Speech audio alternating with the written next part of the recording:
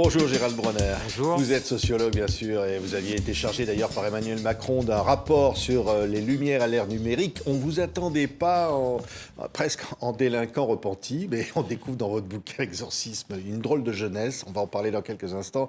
Mais d'abord le sociologue, le regard sur ce qui se passe en ce moment. Alors évidemment il y a la révolte des agriculteurs et puis peut-être une possibilité de censure du Conseil constitutionnel sur la loi. Vous dites, sur la loi immigration, vous dites qu'il y a véritablement un enjeu démocratique là pour le gouvernement.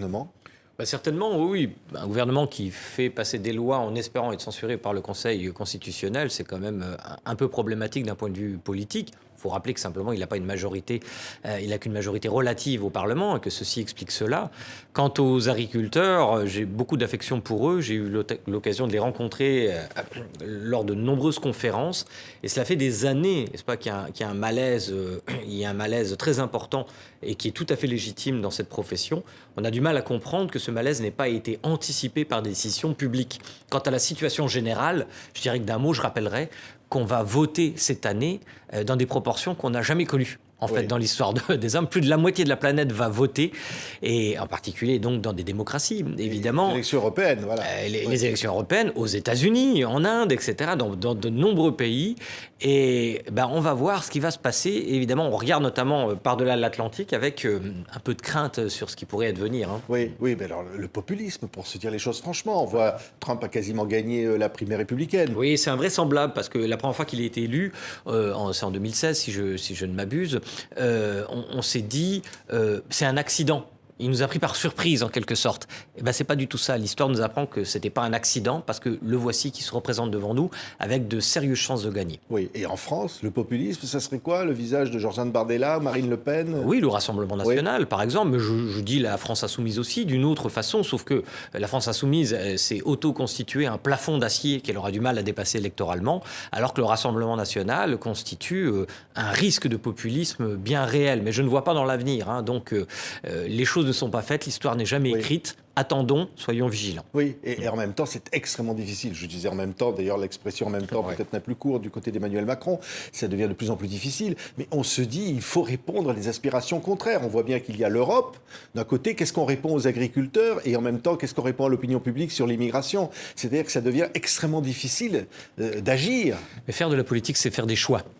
Donc en même temps, je peux l'applaudir si par là on entend l'expression de la complexité d'un problème qui est polyédrique. Il faut effectivement dire en même temps il y a ceci et cela, mais le en même temps qui vient à défendre dans l'espace public de positions qui sont contradictoires en espérant qu'on ne verra pas qu'elles sont contradictoires, cela je le condamne. Oui, ça veut dire qu'on arrive au bout d'une façon de gouverner la France. Là on dit qu'il y a plutôt un virage à droite au niveau du gouvernement français par exemple.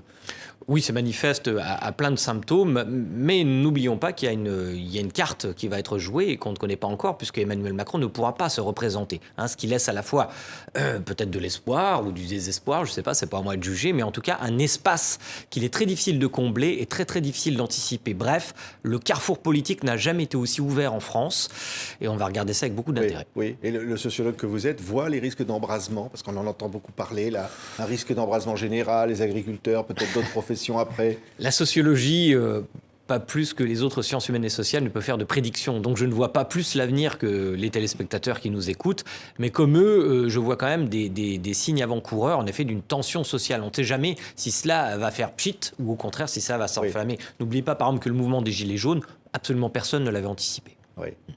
L'exorcisme, là non plus, vous ne l'aviez pas anticipé. Je dis ça parce que c'est le titre de votre bouquin. Ouais. On s'y attendait pas, je le disais en présentant cela, c'est que c'était un livre étonnant. Vous dites, j'ai été un croyant fiévreux, nous sommes dans les années 80, j'ai 15 ans, Nancy, le centre du monde, tout s'y prépare, cette prophétie d'une soixantaine de jeunes que vous rassemblez. Vous êtes en quelque sorte un petit gourou.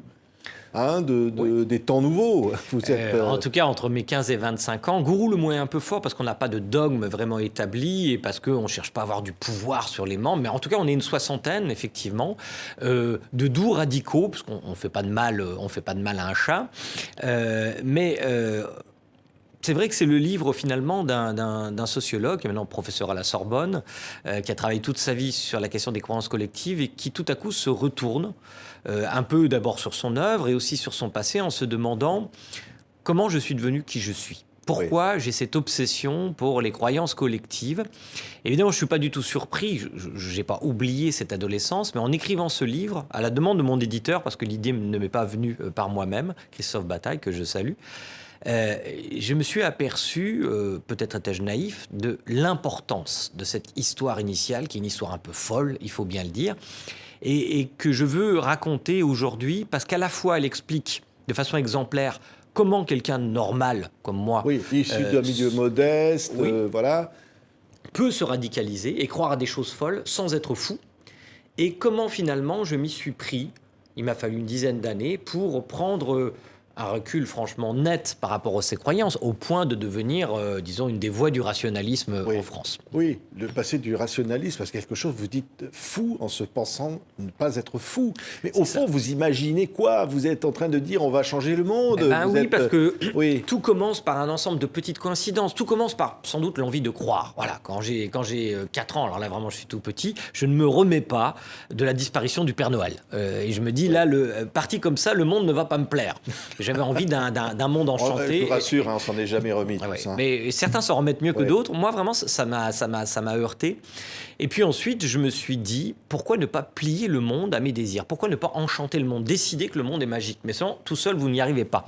Donc c'est pour ça que j'ai réussi à convaincre, je vous dis, au bout d'une période, 60 personnes. Mais je n'étais pas le seul à convaincre. Il y a d'autres personnages charismatiques dans cette histoire, comme Naïl, par exemple. Voilà, mon oncle, qui était mon dealer de culture. Parce que chez moi, il n'y avait pas de livre, originalement. Mais chez mon oncle, qui a vécu chez sa mère toute sa vie, le pauvre, parce qu'il a une vie très triste. Par contre, il avait accès à des disques, des vinyles, les Beatles, à des BD, à des livres, Tolkien, Lovecraft, Jean Ray, des livres d'histoire aussi, et il s'intéressait à un peu toutes les sciences, c'était un autodidacte, et à son contact, je me suis ouvert au monde déjà de la magie et des coïncidences, c'est-à-dire peu à peu, j'ai vu que le monde, quand on l'interroge, répond. Oui. Le problème, c'est qu'il donne toujours les bonnes réponses. Complotiste, ça. Absolument. Vous dites, en fait, je suis devenu complotiste. C'est ce que j'étais certainement complotiste, puisque je pensais que l'histoire officielle cachait une histoire secrète, et en particulier l'avènement de la fin des temps. Et nous pensions que cette fin des temps, l'apocalypse, elle surviendrait. Donc tenez-vous bien, à Nancy, qui est une ville de 100 000 habitants. Ça tombait bien, c'est là où vous étiez. Ça tombait bien. Très bien. Et vous savez que tous les anthropologues vous diront que tous les peuples de la Terre considèrent que leur village est au centre de l'univers. C'est l'axis mundi, l'axe du monde. Eh bien, je n'étais pas très original de ce point de vue, sauf que je ne m'en tenais pas à cette croyance. Nous avons essayé de la démontrer. Et alors, c'est ce que j'explique en fait dans ce livre. Tout a une raison. Évidemment, chaque étape de la démonstration est un peu folle et fragile, mais l'ensemble, à nos yeux en tout cas, donnait une impression d'extrême solidité. Et vous savez, c'est ce que j'ai appelé plus tard dans mes travaux de sociologie le millefeuille argumentatif. Peut-être ce thème vous rappelle-t-il quelque chose, parce que je l'utilise beaucoup pour caractériser le conspirationnisme contemporain. Par exemple, pour Charlie Hebdo, j'avais pu dénombrer au bout de 4 jours après l'attentat plus de 120 arguments en faveur de la théorie du complot, tous plus bizarres les uns que les autres, mais ensemble, ça formait une grande solidité. En fait, cette expérience-là, je l'ai vécue dans ma chair quand j'avais une quinzaine d'années, parce que nous aussi, nous avons constitué des millefeuilles argumentatifs. Oui. Et au fond, vous vous dites, à un moment donné, on vit avec des gens qui pensent la même chose ou qui disent la même chose, et c'est à ce contact-là, au fond, entre guillemets, vous allez vous radicaliser, au fond.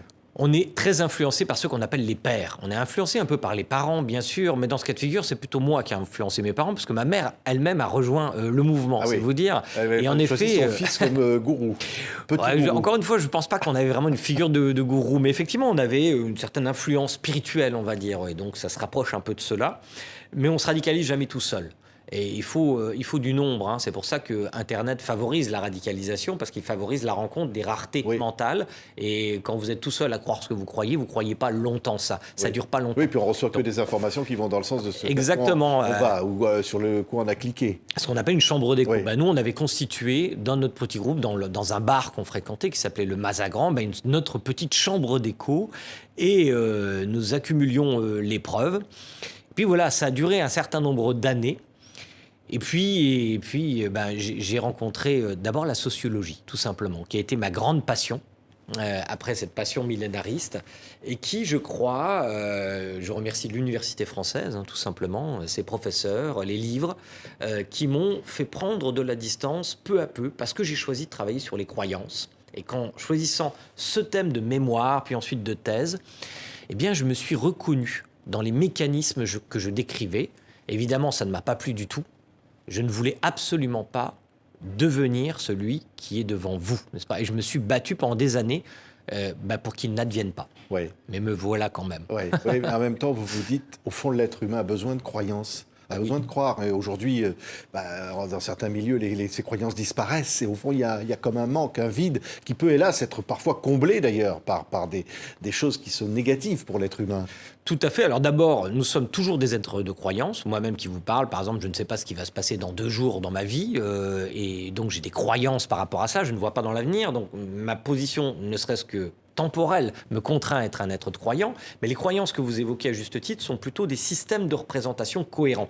Et nous avons besoin de ce genre de système de représentation cohérent, sinon nous tombons dans ce que la sociologie appelle l'anomie, c'est-à-dire la perte de structure, de repères, et en effet c'est un aspirateur à toutes sortes de théories loufoques. Pourquoi ? Parce que ces théories, que ce soit la radicalité religieuse, politique ou le conspirationnisme, ou etc., ils vous proposent des narrations qui sont très tentantes lorsque vous êtes confronté à l'anomie et à la perte de structure, quand vous avez l'impression que la décision politique vous échappe, que les décisions se prennent toujours plus loin, en Europe ou je ne sais dans quelles instances mondiales, quand en même temps vous avez l'impression que votre environnement technologique vous échappe.